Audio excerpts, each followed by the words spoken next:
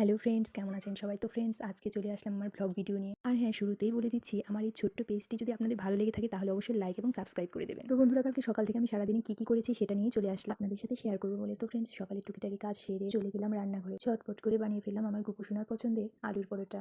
সে আলুর পরোটা খেতে ভীষণ পছন্দ করে। তো যাই হোক, এই আলুর পরোটা হলে আমার গুপুসোনার আর কিছুরই প্রয়োজন নেই, শুধু সস আর আলুর পরোটা খেতে নাকি তার ভীষণ ভালো লাগে। এদিকে দুপুরে রান্নাটাও সময় হয়ে গেছে। আজকে আমি রান্না করেছিলাম পুঁটি মাছ ভাজা, তার সাথে পুঁটি মাছ দিয়ে সব সবজি দিয়ে একটু ভাজি করেছিলাম। এই ভাজিটা খেতে কিন্তু ভীষণ ভালো লাগে।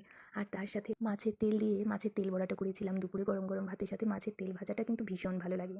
আর সাথে ছিল ঝরঝরে মুচমুচে পুঁটি মাছ ভাজা। আর এদিকে আছে বাটা মাছের ঝোল। আমি কিন্তু আজকে পাতলা পাতলা করে বাটা মাছের ঝোলটা বানিয়েছিলাম। ঝোলটা খেতে অনেকটাই টেস্ট হয়েছিল, পাতলা ঝোল, ভীষণ ভালো লাগে। তো যাই হোক, ঝটপট করে খাবারটা শেষ করে রেডি হয়ে বেরিয়ে পড়লাম মা আর ছেলে দুজনে মিলে। তো বন্ধুরা, কালকে গিয়েছিলাম ইসকন মন্দিরে, ওখানে ভীষণ ভালো লাগে। তো বাসায় তো সবসময় একা একা থাকি, ভালো লাগে না, বাইরে গেলে মনটাও ভালো লাগে।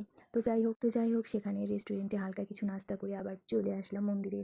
তো দেখতেই পাচ্ছেন এখানের পরিবেশটা আমার এত ভালো লাগে, কি বলবো আর। বাসায় থাকতে থাকতে যখন মা আর ছেলে ভীষণ বোরিং ফিল করি, তখনই আমরা এখানে চলে আসি দুজনে মিলে। তো এবার ঠাকুর প্রণাম করে বেরিয়ে পড়লাম বাসার উদ্দেশ্যে। আর এদিকে আমার গুপুসোনা বাসায় ফিরে কিছু সময় রেস্ট করে সে বসে পড়েছে ড্রয়িং করতে। তো আপনারা দেখতেই পাচ্ছেন আমার গুপুসোনা এত সুন্দর গোলাপ ফুল ড্রয়িং করেছে, আর ড্রয়িং করে সে আমাকে সারপ্রাইজ করেছে। আর সে বলছে সে নাকি সেটা আমার জন্য বানিয়েছে। তো ফ্রেন্ডস, আমার এই ছোট্ট সোনামণির গোলাপ ফুল ড্রয়িংটা আপনাদের কাছে কেমন লেগেছে? তো যাই হোক, ওইদিকে আমার গুপুসোনা ড্রয়িং করতে করতে আমি এদিকে রাতের খাবারটা গুছিয়ে নিয়েছি। সে চিকেনটা খেতে পছন্দ করে, তাই তো ঝটপট করে চিকেনটা বানিয়েছিলাম। আর তার সাথে একটু ভাজি করেছিলাম, তার সাথে ডালটাও ছিল। তো ফ্রেন্ডস, এই ছিল আমার কালকে সারা দিনের টুকিটাকি কাজ। মায়েদের কাজের তো আর শেষ নেই। রাত পোহাতে না পোহাতেই শুরু হয়ে যায় মায়েদের কাজ, আর মাঝরাত পর্যন্ত শেষ হয় মায়েদের সেই কাজ।